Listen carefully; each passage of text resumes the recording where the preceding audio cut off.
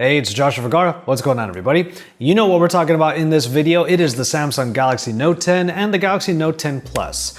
That's right, there are two versions of this phone, and the reasons why I'm excited for this new line from Samsung might not be totally expected. After all, a lot of what you would expect from a current flagship comes here. The Note 10 Plus is going to be the more powerful of the two devices, but both of the phones come with the Snapdragon 855, while the Note 10 Plus bumps up the specs with 12GB of RAM and 512GB of onboard storage with micro SD card expansion. From there, you get a 6.8-inch dynamic AMOLED display that has that little cutout at the top. Now, I'm going to get into design a little bit later, but let's first talk about this little cutout that is now at the center of the top of the display. That little hole is still nestled in the notification area, but I will admit, I feel like some people out there might be a little bit weirded out by its positioning. The Note 10 Plus is the phone that is going to come in this really dynamic color. This colorway actually shines like a rainbow no matter how you're looking at the phone. Different viewing angles make it look drastically different from others. And it might be the flashiest backing for a phone that I have ever seen, even though it's still glossy and gets a lot of fingerprints on it real easy.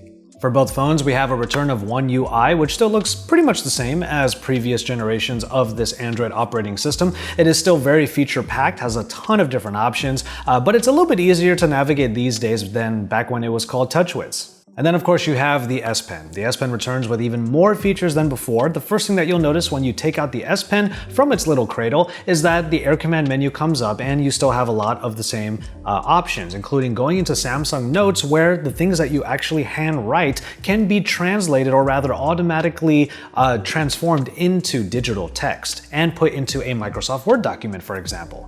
The S Pen itself is a little bit meatier this time. It's actually a unibody design. It feels more substantial overall, and honestly, it's still the same S Pen that you know and love. One of the best features from the Note 9 was the ability to use the S Pen as a camera shutter button, but now that has been taken up to the next level. You can control the camera using air gestures, or rather air motions with the S Pen. Just swipe over by holding down the S Pen button and then making movements with your hand. Swipe among the different modes, maybe change which camera you're using, even do a clockwise motion so that you can zoom in and out of the frame. Other air motion gestures can be used for other parts of the phone, but the camera is the main place that they added these features. Speaking of the cameras, you do get different sets for both of these devices. We're still focusing on the Note 10 Plus, which has 4 cameras on the rear. That 4th camera on the Note 10 Plus is a depth sensor, while the other 3 lenses are still the 3 different focal lengths that you remember from the Galaxy S10. You get a wide angle that is now at 16 megapixels, and then the telephoto lens, and then of course the main sensor.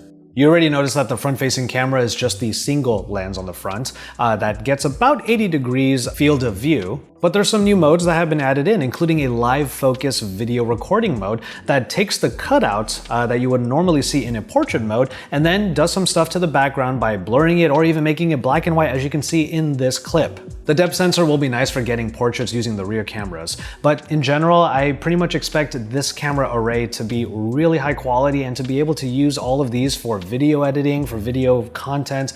To be able to record 4K video on the front-facing camera just means that these phones could be great creators' tools.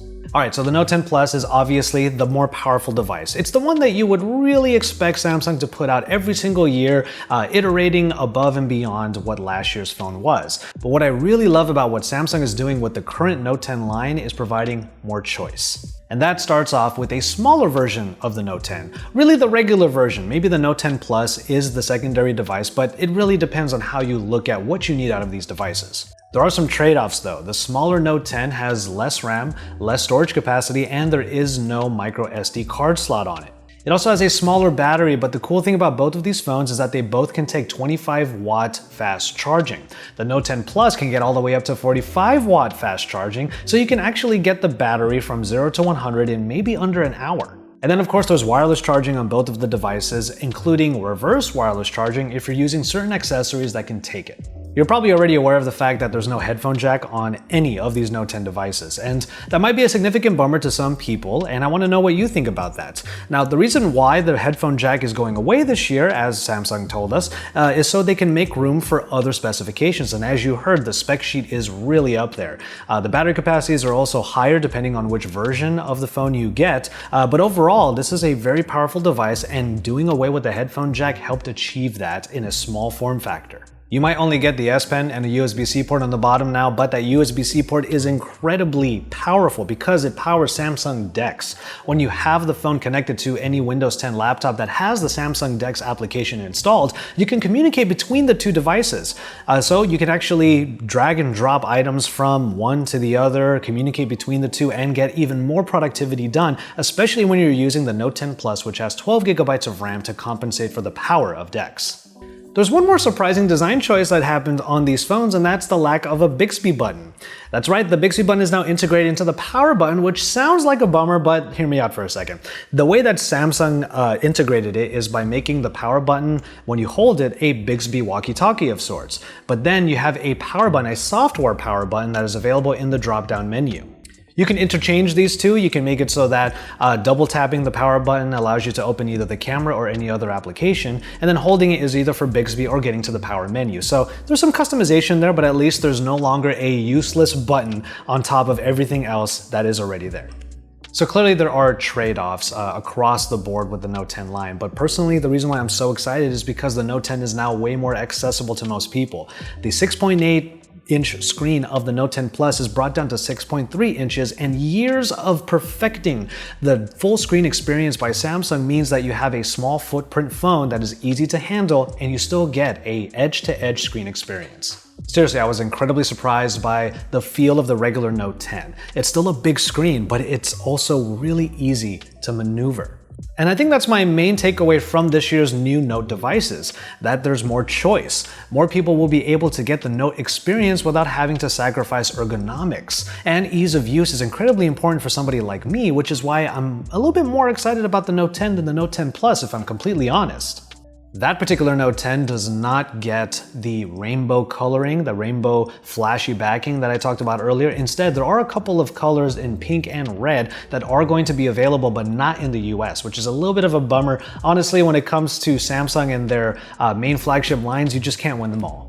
So clearly, I'm really into the smaller device because I just want to be able to use something easily every single day. But I want to know what you think about that as well. Would you go for the bigger Note 10 Plus? Maybe you're a huge power user and you really want that high productivity with the highest spec sheet possible. Or maybe you just want something that is better ergonomically. And that just means that your daily quality of life is going to be that much better if it's something you prioritize. There's someone next door playing some music, so hopefully I can do this outro pretty effectively, at least right at the end of the video.